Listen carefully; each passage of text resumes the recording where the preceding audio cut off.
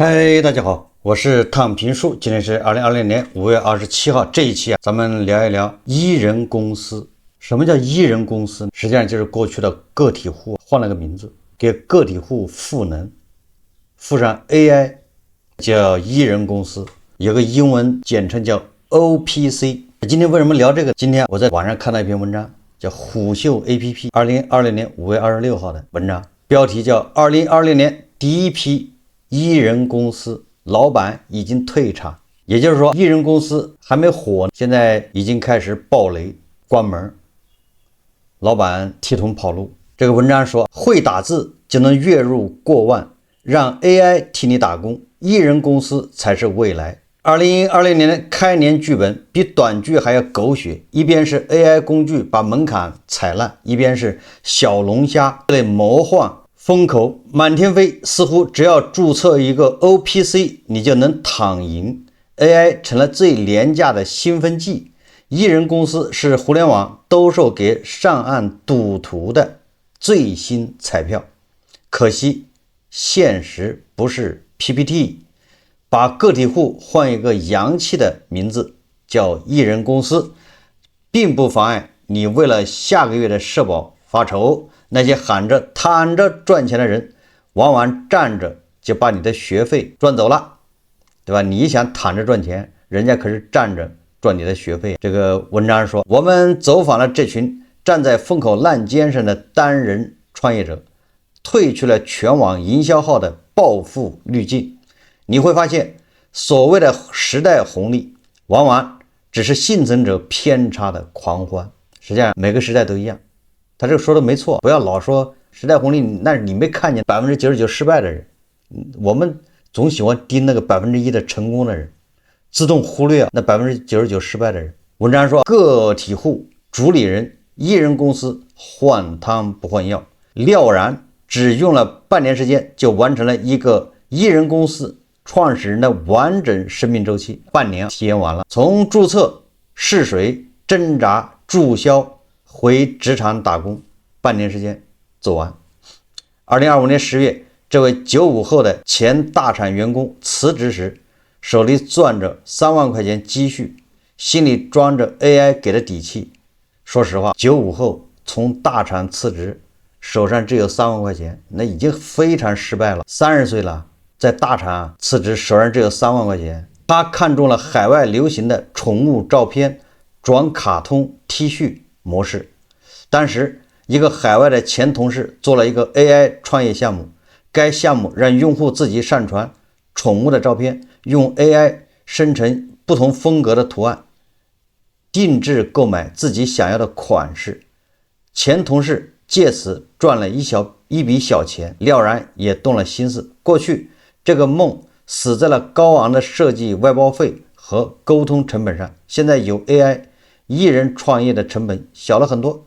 他註冊了執照，成了真正意義上的光桿司令，從設計選品到發貨售後全是一個人。首款產品是一款定價39.9塊的雨露帆布包，輕量化，庫存壓力小，看似穩妥，就是那個帆布包上面各種年代的雨露，只要雨露就有年代感，一下讓你回到60年前，一下讓你回到改革開放初期，一下讓你回到去年。這種雨露帆布包上面印了各種口號，但它很快撞上了 AI 時代的鐵壁，同質化。當 AI 抹平了設計門檻，廖然的創意不再是壁壘，而是成為電商平台上一抓一大把的標品。全網同款賣19.9塊，它沒有價格優勢，想做品牌溢價， AI 又給不了它稀缺的創意內核。更殘酷的是現實成本，從前在大廠不用操心的五險一金，現在像座山一樣壓在他身上，每月净支出近3000元，疊加首批產品庫存積壓，耗材採購、平台推廣的投入，廖然半年燒光3萬，營收不足零頭。廖然認輸回潮，把創業降級為副業。他的教訓很直白，對大部分人來說一人公司適合閒暇試水，絕不適合傾盡所有。廖然不是個例，它是2020年艺人公司狂潮里的標準樣本。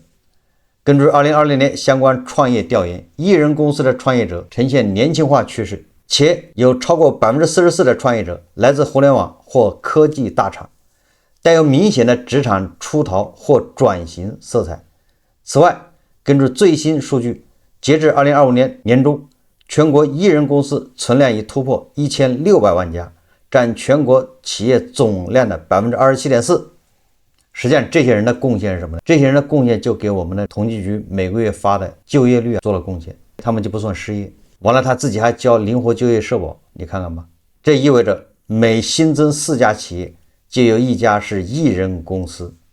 藝人公司主打輕資產、低成本。行業統計顯示，絕大多數單人創業啟動資金其實都低於500美元到10萬元以內。像廖然這樣帶着幾萬元積蓄想靠 AI 翻身的前職員，無疑是這1600萬大軍的主力力量。但這股狂熱的背面是驚人的淘汰率。據藝人公司社區針對社區內2500多個樣本的觀察，僅 20% 的公司跑通了商業閉環。深耕深圳獨立遊戲圈的陳釗目睹了這場荒誕的浪潮起伏。早在2022年，他就以藝人工作室模式生存。去年主理人概念爆火時，他一人把控項目核心決策，將部分美術等非核心環節外包處理，依托 AI 輔助統籌各項事務，全權負責項目運營走向。但去年下半年開始，陳釗卻在勸說大家冷靜。去年 AI 加超級個體創業的風口引爆後，深圳的咖啡館、孵化器裡隨處可見相關的創業者。很多人根本不具備能力，只是看是風口就想進來。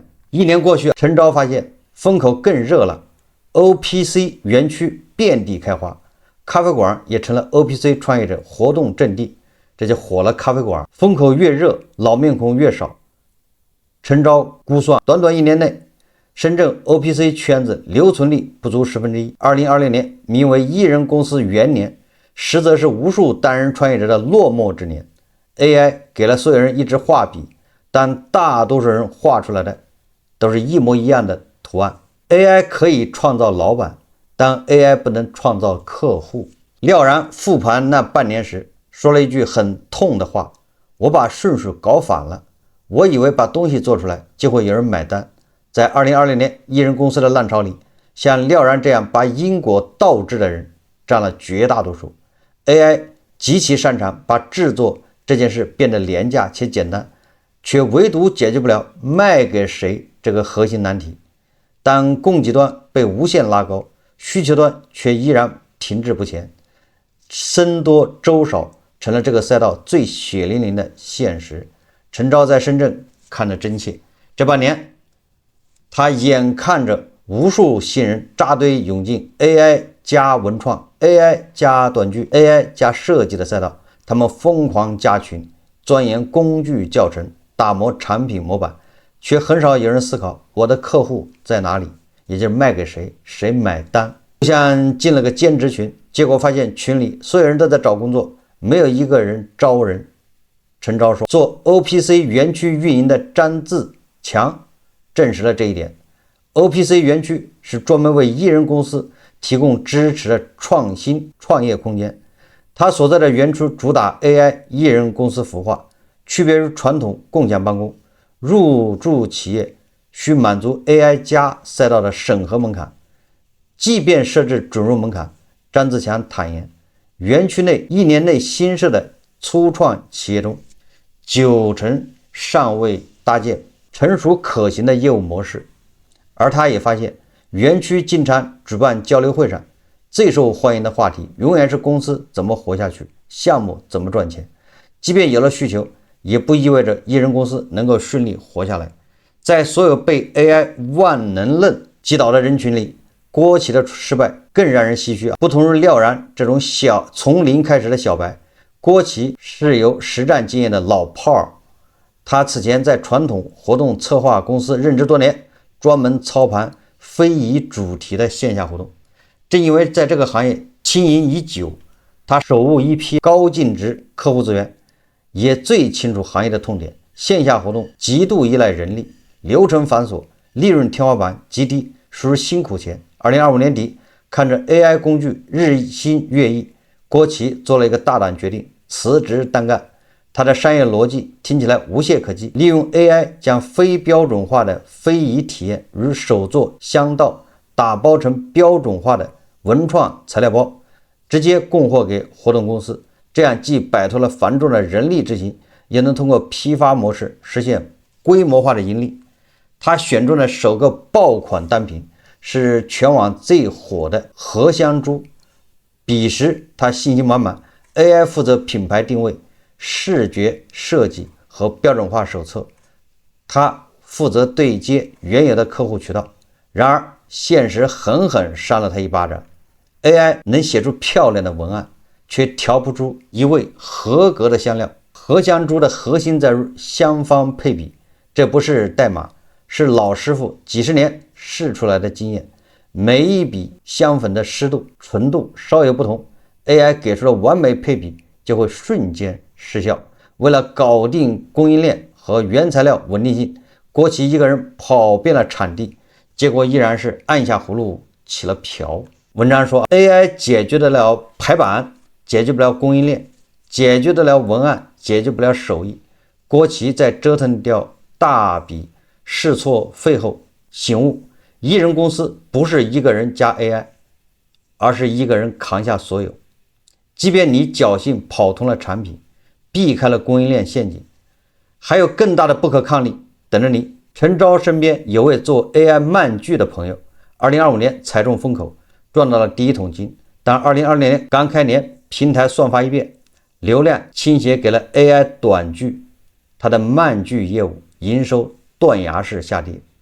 禍不單行，隨着 AI 用戶激增，各大平台的算力成本也在暴漲，高清渲染、長內容生成開始收費，且價格越來越高。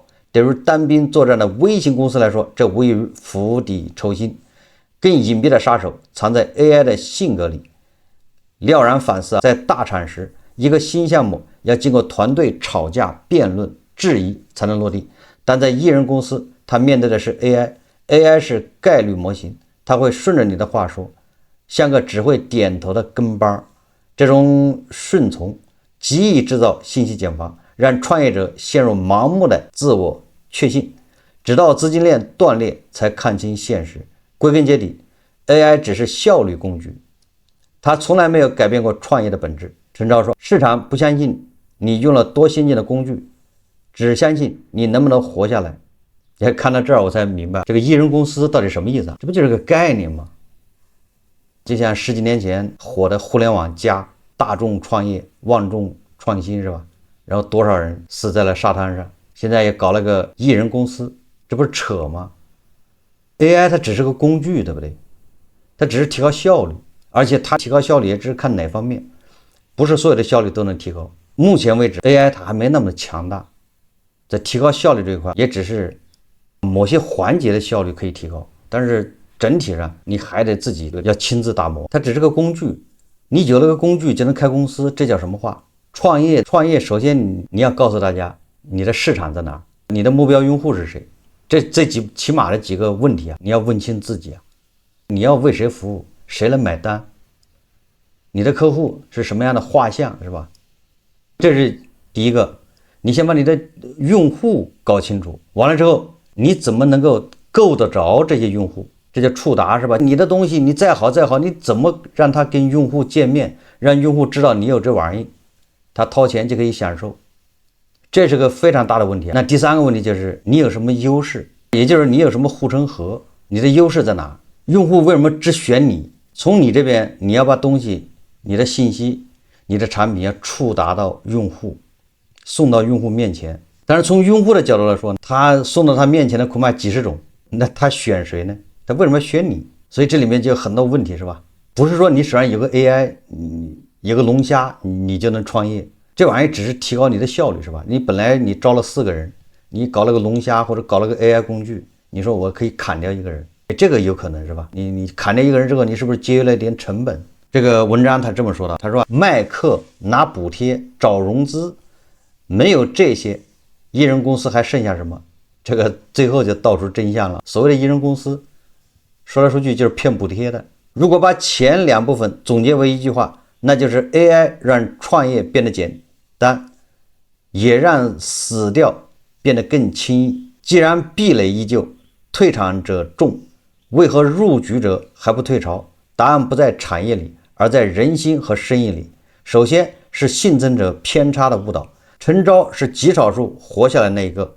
以陳昭從事的獨立遊戲制作為例，傳統模式下，一款小游戲從構思、編碼、制作到上線，通常需要3-4個月時間。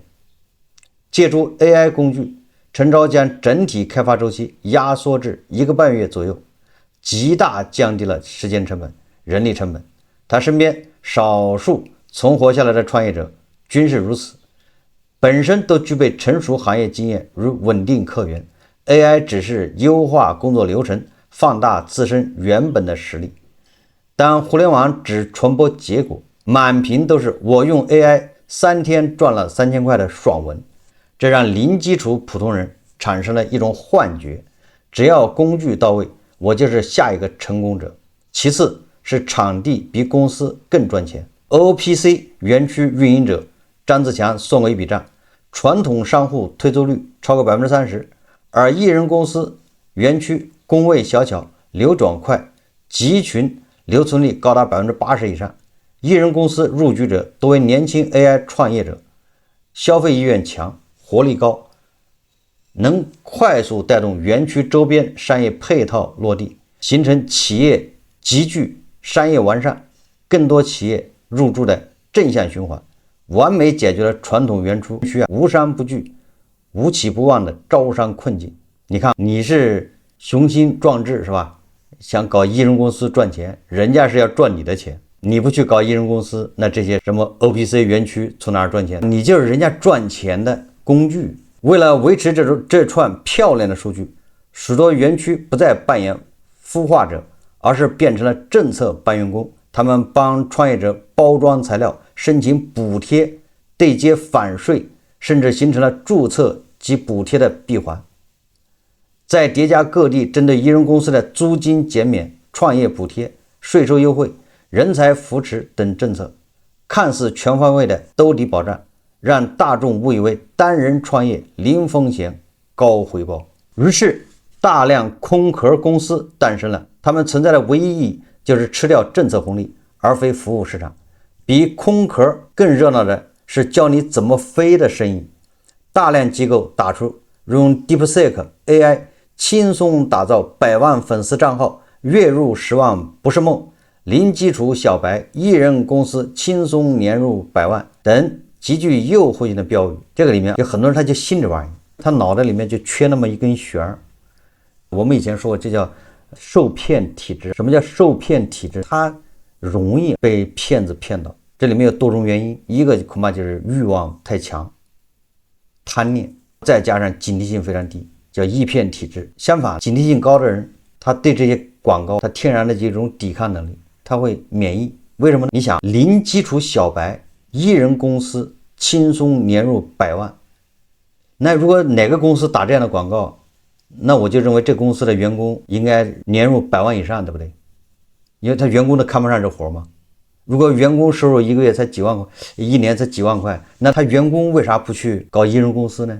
那員工肯定比這個藝人公司賺得多，這員工的收入恐怕一年都是輕鬆幾百萬，所以他們看不上這個藝人公司，他還把這個賺錢的活們交給小白。什麼用 DeepSeek AI 輕鬆打造100萬粉絲賬號，月入10萬不是夢，那我就覺得他們公司員工那肯定月入都是20萬或者50萬以上的。他们如果要做自媒体，他们账号应该在几百万上千万的，那为什么他自己不去做？他员工应该近水楼台先得月啊，是吧？就像以前说成都有个人专门租老婆小去出租啊，他让中介帮他找，他买了8套老婆小出租，讓中介幫他找什麼？找那種單價便宜、租售比高的，這個按揭貸款1個月2000，但是他租出去能租3000，找這樣的房子他來買。那你想想，如果中介真能找到这样的房子，我要是中介，那我自己买了，我为什么卖给你？我马上自己买了，对不对？因为我这要付个几万塊，完了这个每個月我出租能賺3000，我這個按揭才2000，那我每個月淨賺1000塊，還有比這更好的生意嗎？那為什麼這麼好的時候我要賣給你，對不對？我知道了，那我先買啊。其實好多人他不動這個腦子，中國人為了賺錢，連都敢下毒啊，毒自己啊。那這點事叫什麼事，對不對？能賺到錢，他不賺嗎？所以說啊，你這樣稍微一點常識，很多騙局啊、騙招，你一看就知道這就是騙人的。還有那些教你炒股的，是吧？你說他炒股真能賺錢，還有空在這教你炒股，人家對吧？如果炒股真的100%賺錢，那他應該是加槓桿啊，趕緊把房子當了，押出去，父母掛到百合網，是吧？把所有的錢梭哈進去，加槓桿賺錢，穩賺不賠，那不就得加槓桿？他還有空跑這來苦口婆心的跟你說，我教你怎麼賺錢。所以這就是為什麼這個很多人上當受騙的原因，他不會這麼去想問題，他總相信有大愛，人家就是有大愛就想讓你賺錢。但許多花費幾百到數千元購課的學員反饋，所謂的高價秘籍，往往只是網上可查的 AI 工具基礎註冊教程。簡單提示詞樣例，甚至包含大量誘導升級更貴的陪跑私教軟廣，還有許多標語寫着 AI 一人企業變現社群 OPC 年度陪跑的課程，收費從399元到近萬元不等。但其實主講者本身並非靠獨立運營非 AI 業務成功的一人公司起家，而是靠包裝前大廠背景操盤手人設，將過往通用的知識付費私域引流套路套上 AI 降本增效的新殼。他們的核心盈利點是售賣社群名額、線下課和私教服務，對真正複雜的獲客、供應鏈、合規等創業生死線往往一筆帶過。為什麼一筆帶過？因為他自己不知道，他也知道他不自己去弄去了嗎？進一步營造只要交錢入圈，用 AI 生成內容就能躺賺的虛假繁榮，這就造成了一種假象，滿屏都是投資人找項目，仿佛只要註冊個 OPC， 資本就會蜂擁而至，多重濾鏡疊加，讓一人公司成了2020年最完美的創業鴉片。它披着科技的外衣，享受着政策補貼，承載着普通人逃離職場的夢想。你說一人公司就一個人當老闆，不用再受打卡，上班打卡，下班打卡。有的公司現在有的公司缺德到什麼程度？真是缺德冒煙。你上廁所，他還給你算進去。你離開工位上廁所，比如10分鐘，那麼這10分鐘把你扣掉。據說還是大廠，互聯網公司，現在已經到這個地步了。所以很多人他不願意打工，他就覺得窩囊廢，是吧？掙那點錢不夠氣的。所以一聽說一人公司自己當老闆，那我就當老闆了，對不對？自己管自己多好，躺着賺錢是吧？下載一個 AI 工具去學一學，上個課就會了，就能賺錢。所以這個普通人逃離職場的夢想。但濾鏡碎掉，張自強拋出了一個最樸素的問題：作為這幫狂潮的注腳，如果沒有任何補貼，沒有任何課程可賣，也沒有投資人看上你，你的 AI 一人公司還能靠什麼活下來？如果答不上來，那你其實不是在創業，你只是在花錢買一個我是老闆的角色扮演的遊戲。這個說的還是挺準的，也就是你自己花錢，你給自己包裝成老闆，一人公司，所以說還沒火就黃了。這是虎嗅 APP 它的一篇報道，2020年第一批一人公司老闆已經退場。這個我也能理解，在當前這個市場環境下，有很多人就業很困難，找工作也困難，保工作也很困難，即便保住了也受窩囊氣，這個大家都理解。所以一旦那邊一忽悠，是吧？一人公司，你下載個 AI 工具，註冊一下，你就能賺錢了，那總比送外賣，總比開玩笑車擺地攤強吧？而且這個說出去好聽，家裡人一問，我在創業。創什麼業？我做人工智能，那多高大上，是不是這個邏輯？所以很多人恐怕開始就容易上當受騙，就被那些什麼賣課的給騙了。我以前做節目就說了，人工智能怎麼賺錢？大模型是吧？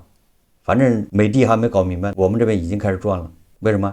騙子先賺錢，第一輪都是騙子，人家商業模式就是騙，它這裡面不光是這個騙子，有很多所謂的大佬、創業達人、科技達人，他們也出於種种原因、種种目的，在這推波助瀾，制造焦慮。當然，他有他的目的，他也是為了賣他的東西，制造焦慮。完了之後，全民焦慮，而全民都去 AI， 都去。